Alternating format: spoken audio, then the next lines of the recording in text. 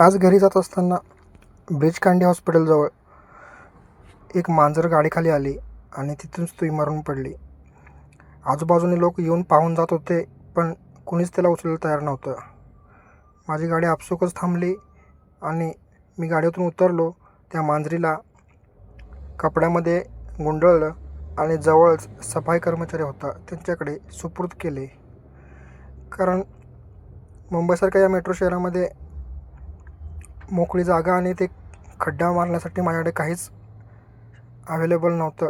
त्याच्यामुळे मी ते सफाई कर्मचाऱ्याकडे सुपूर्द करून मी माझ्या पुढच्या प्रवासाला निघालो. मित्रांनो, रोडवर जाताना किमान आजूबाजूला थोडंसं लक्ष असू दे. मोठ्या प्राण्यांना समजत नाही तो रोड आहे की काय, त्यांचा बळी असाच जातो आणि ते आपल्या जीवाला मुकतात.